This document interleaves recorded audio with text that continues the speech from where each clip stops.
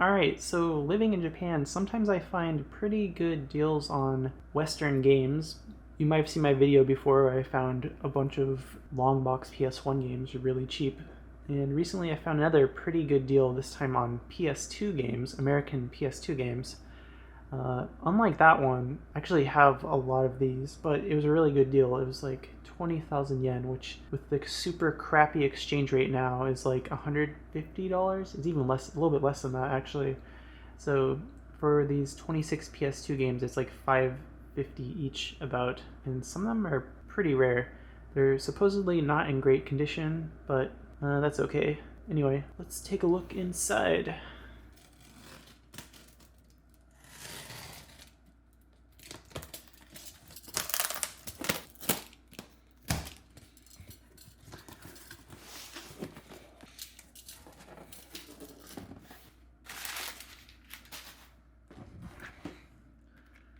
Alright, so first, let's take a look at these 3 games that are just the disc. First is Onimusha. This is the greatest hits version. And also, I do already have this game. I got it when I was like 12 years old, and it was the black label version. So, yeah, greatest hits kind of sucks, but oh well. Onimusha is like a really good game. Actually, now that I think of it, here's Onimusha 3, just sitting here. I have this one. I have the other 2, but I guess they're not sitting near me right now. But yeah. Oh wait. Yeah, here's Onimusha 1, the Japanese version.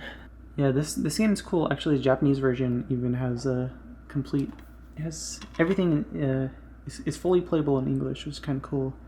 The other games didn't do that. The early PS2 games, for some reason, a lot of them actually had that option. Like the Bouncer. That was a very early PS2 game. That game has, the Japanese version has English options. Oh yeah, and Silent Hill. All the Silent Hill games on PS2, those also all had full English options. But I don't know, after a while, it seems like that's something they like stopped with. I guess because there's just not a lot of American people or foreign people living in Japan. So that must be why they stopped. And also then they don't have to finish the English version at the same time. But anyway, here's the Japanese version. But that's not what I got. I got the disc only greatest hits version.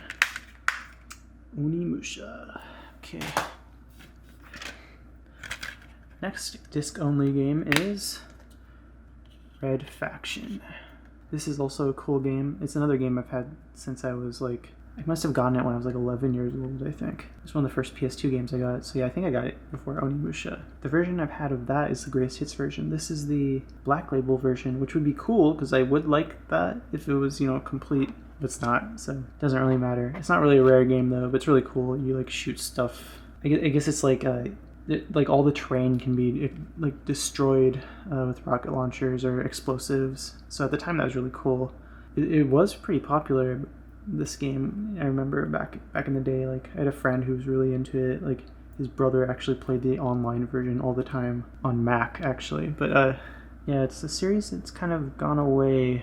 Even though I guess it did come back for a little while in the PS3 era, but yeah, it's a cool series. Kind of makes me think of Total Recall since it's on Mars. So yeah, if you like Total Recall, you might want to you might want to play Red Faction. Total Recall is one of the greatest movies ever made. But anyway, Red Faction. All right, the last disc only game is Onimusha 2. This is another game I've had since I was like. Actually, I remember I got it for my 12th birthday. Yeah, it's a cool game. It's kind of, I was actually playing it recently. It seems kind of cheap actually because like it reuses like the whole castle, like a bunch of the castle from the first game, so that's kind of weird. But it's also weird. It has like villages and stuff. It's very different from the first game, but I do like it. It has its issues, but it's not bad. But anyway, yeah, Onimusha 2. Never mind, there's one more disc only game, so it was 4, not 3. This is Ephemeral Fantasia. So this is one I actually don't have, and I did want.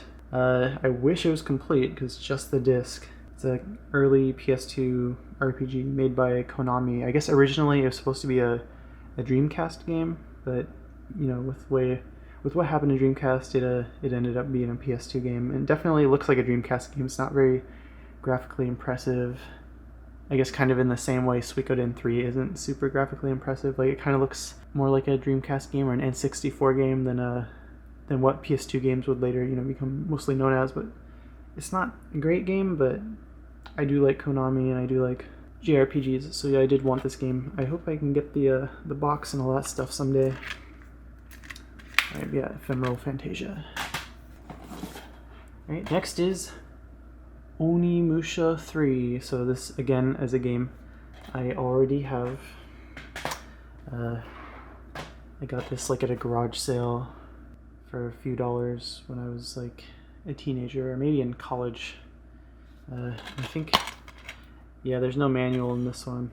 I've actually never played it though. I've only watched the intro. The intro was on like an OPM demo disc, so I watched that a bunch of times, but I've still never played this game actually, even though I've played 1 and 2 a bunch. Oh yeah, it has like Jean Reno as the other protagonist.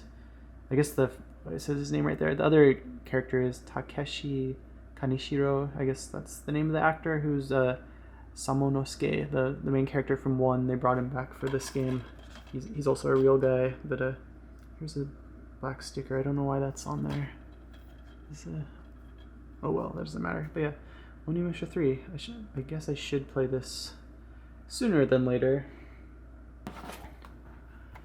Okay, next is King of Fighters Collection, the Orochi Saga. So, let's see, it has 5 King of Fighters games, 98, 97, 94, 95, 96.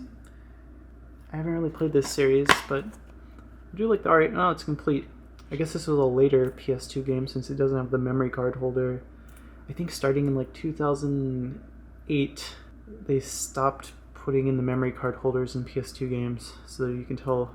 Let me see, what does it say on the back of this game? What year? I guess it doesn't. Does it not say the year?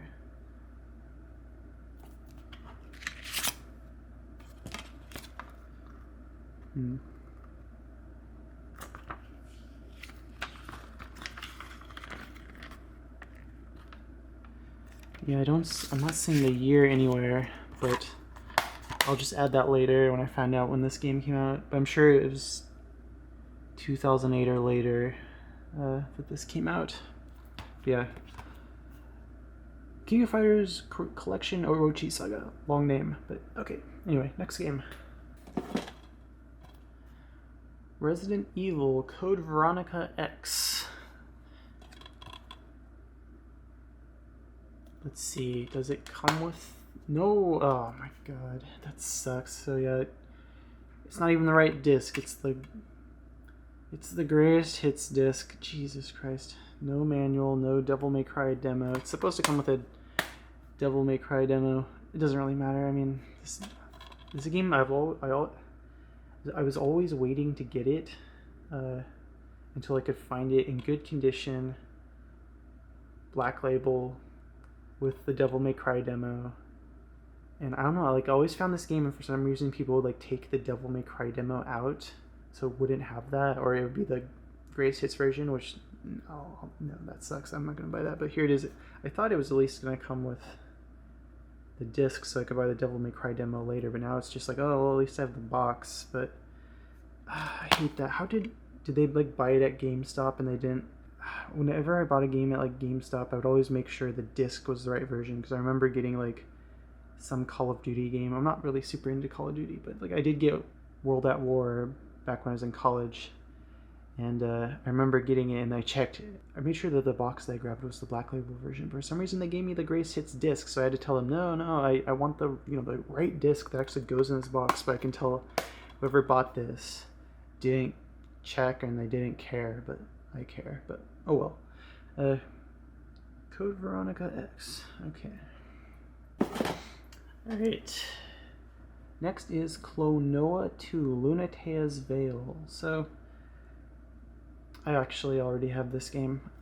I think it's pretty rare now, though. The only reason I got it is because when I was in like college, I remember at that point Klonoa 1 was kind of expensive. I don't know about Klonoa 2. I always wanted Klonoa 1, but I saw this at a half-price books for like $5, and I was like, I better get it. I'm sure it'll be worth more pretty soon, and I was right. Yeah, so I do already have it, but I think think I've only played it like one time before I had it. I think I played it at like at a game store or something, but I haven't actually played the copy I have.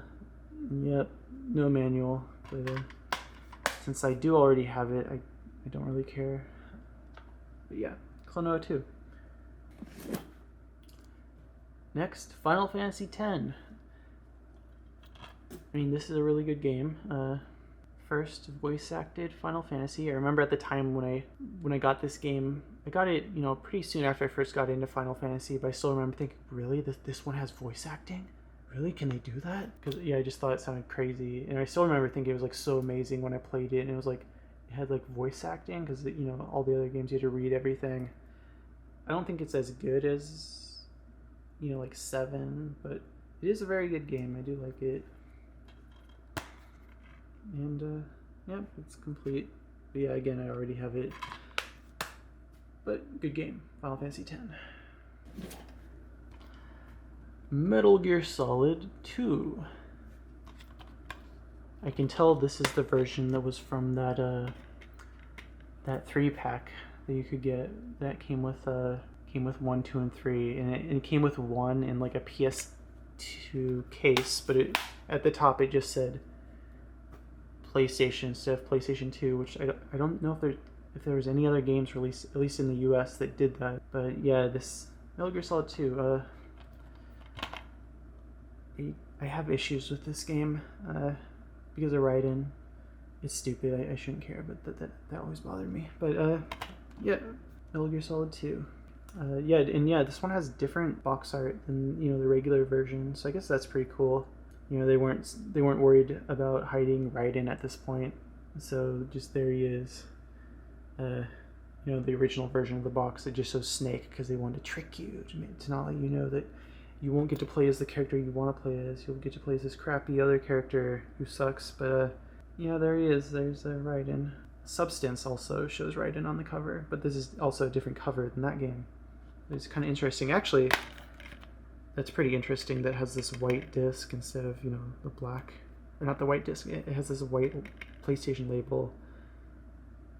I don't know any other games that have that aside from, you know, the next one that I'm going to look at. But yeah, anyway, Metal Gear Solid 2. Here's Metal Gear Solid 3. So this is also the version that came in like that 3-pack. And also, yeah, it has a different box than normal. I guess, yeah, and again, there's the white disc. That's interesting. I didn't know that's how these were packaged. I don't know if this is like the substance, or I don't know if this is like the subsistence version, because that game's 2 discs and this is only 1 disc. They would have to be. They wouldn't put the crappier version without, you know, the camera control. It must be the first disc of subsistence, because I don't know why they would, you know, put the worst version in here. But yeah, this is you know, one of the best games ever.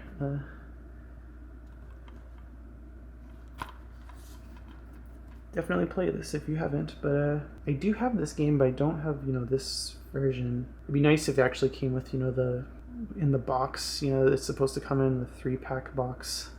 They don't even have the Metal Gear Solid 1 disc, which sucks. Or yeah, the one I was talking about before. It'd be nice if it came with that too, but oh well. Metal Gear Solid 3. Ico. And yes, it's Ico. It's not Ico. If you say Ico, you're wrong. There's an issue of PlayStation Magazine, the official PlayStation Magazine. That's how I learned how to say it correctly.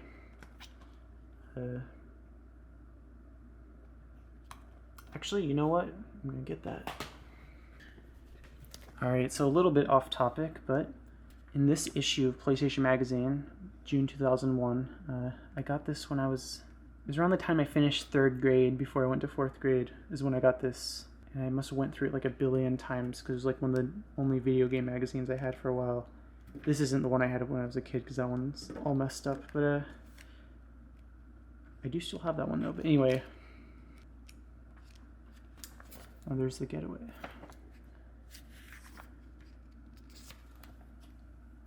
Eco, so look, it says it rhymes with Geeko.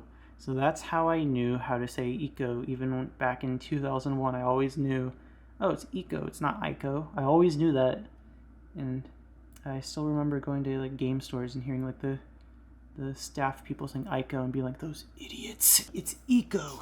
Rhymes with Geeko. But all thanks to this incredible magazine. But yeah, anyway, here's the American version, which has this stupid box art where he looks really dumb, and that's not how he even looks in the game. He's much more like abstract, I guess, is how he kind of looks in the game, like a lot less detailed than this. The other regions have much better box art. But yeah, this is a really good game. I guess it's from a Blockbuster, and it has not the original manual either. That sucks. But again, I've had this game for ages. It was one of the first PS2 games I got, and yeah, I do really like this game. I actually do like it more than Shadow of the Colossus, which was the same people, but most people like that game better. But I don't know, I just really like this game. I like the story. I mean, it's mostly told through the environment and stuff, but yeah, it's a really cool game. Definitely play it if you haven't. Eco. Okay, so next is The Bouncer. This is a game I always wanted. I'm glad I finally have it. So it's one of the few games here that I don't have. It's like a beat 'em up. I guess it's really short. I was talking about this game a bit ago. Like, I do have the Japanese version, but I never had this, the American version. I remember there was like a Walmart near me that had this game, and they never lowered its price. So it was like always $40. Like, even it was just there all the time. The whole time I was growing up, they always had it and wouldn't lower the price. And it was in this town that I eventually went to college in. And even when I was in college, I think in like around 2010 and 2011, even when I went there, they still had it. Eventually, they did get rid of it. I don't know if somebody bought it or they just were like, we'll never sell this. Or maybe they finally lowered the price. I mean, I would have bought it if they did lower the price. But anyway, The Bouncer. Yeah, it's a cool game. I mean, I guess it's not that great of a game, but it has a cool style to it. It's a very stylish game. Yep, so finally have this. I guess here's missing, but oh well. That's cool. The Bouncer. Oh yeah, and again, this is not a PS2 launch game. On my PS2 launch games video, I had 2 people like 2 days in a row that commented, wasn't The Bouncer a launch game? No, it wasn't. In fact, it didn't even come out until like 2001. The PS2 came out in, I think, October 26, 2000. This came out in like spring of 2001. But yeah, it's definitely not a launch game. But I guess I can understand how people would confuse it with a launch game, since it was heavily promoted before the PS2 came out. It was like one of the first PS2 games that people are seeing a lot of footage of. So I guess that explains why people thought that if it was a launch game, it would have this tiny little T rating. For some reason, the PS2 games that came out in 2000, they all have this tiny ESRB logo. It's really weird if you see that. I guess I'll put up an image showing that. But all the early PS2 games from 2000, I think at least the launch games, all the launch games all have this weird tiny ESRB logo. I don't know why. But not this one, because it wasn't a launch game. Anyway, The Bouncer. Okay. Next is Odin Sphere. So I don't have this game. I think I have like the PS Vita version though. It's made by Vanillaware, I think. Like the people who made like Grimoire. I do have that game, and they made like that recent 13 Sentinels or whatever it's called. Aegis Ram. I can't remember exactly the name of it, even though I do have it. But they have a cool art style. They always have this 2D art style, and let's see, no manual. Let's see, disc. Yeah. Anyway, Odin Sphere. Okay. Next is Shinobi. This is a cool game. I really like this game. I never hear it said like this, but I mean, I guess it was kind of like the PS2's answer to Xbox's Ninja Gaiden. It's just kind of a hard ninja 3D action game. It had kind of a cool thing where like after you kill the enemies, they kind of like freeze there. If you manage to kill all of them, it like shows like a cool thing where like you slide your sword into its sheath and like they all like split in half and there's blood spraying everywhere. Like it's really cool. I don't know if you can guess they wouldn't show that on the box, but I don't hear people talk about this game that much, but I do like it. But again, I also already have it, but yeah, it's in pretty good shape. At least this one's in good shape. Yeah, I can definitely recommend this game, Shinobi. Next is We Heart Katamari. This is the second Katamari Damacy game, which I do have this game. I think this one was the first one with 2-player. I think the first one didn't have 2-player. Oh yeah, it says there. All new 2-player co-op mode and expanded battle mode. Okay, so maybe it's different. Maybe the first one had a battle mode, but this one had a better battle mode and it had co-op. So I haven't played this one as much as the first one, but I guess it's better than the first one. I love these games' artwork. That's an awesome disc. It's an awesome manual. Yeah, I mean, definitely play these games if you haven't. We Heart Katamari. Next is Dragon Quest VIII, Journey of the Cursed King. So this is just an amazing game. It's super, just beautiful game. Like, you know, there's this huge world, this really long, super long adventure you go on. I just really love this game. But yeah, I do already have it. And also, if it's supposed to come in like this big box, which is this one doesn't come in. It's supposed to come with like an outer cardboard box. It doesn't matter though, since again I said I already have it. And yeah, here's the manual. There's an ad for a slime thing, slime controller. And yet, it doesn't. Why? Jesus. Okay, so it's supposed to come with a demo for Final Fantasy XII.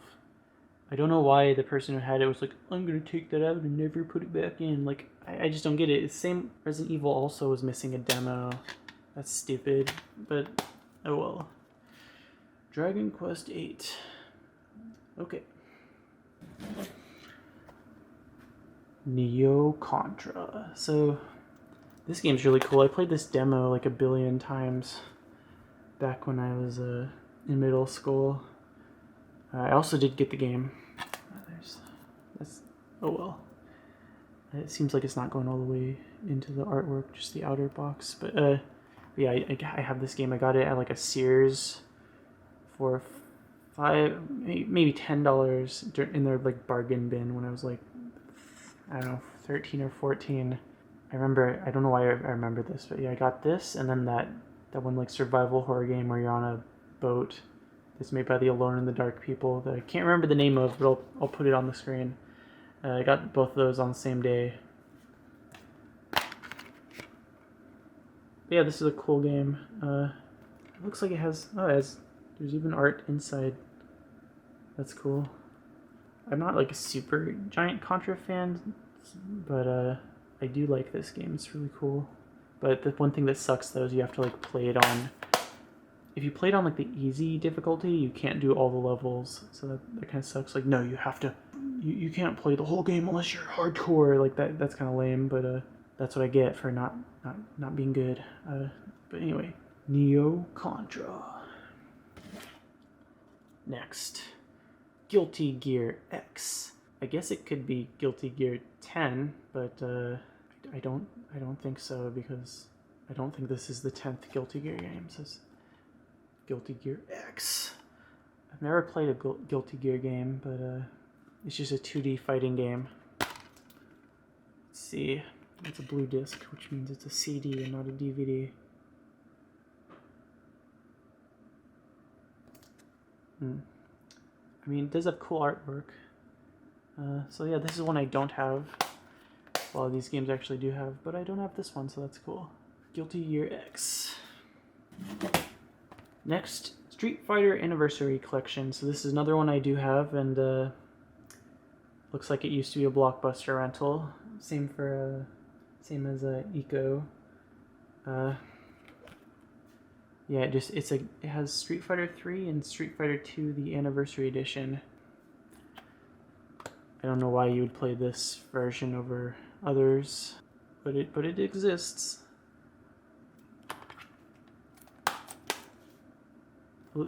let's see. Oh, at least this one doesn't have the weird sticker thing on the disc, so that's good. But anyway, yep, Street Fighter, the Anniversary Collection.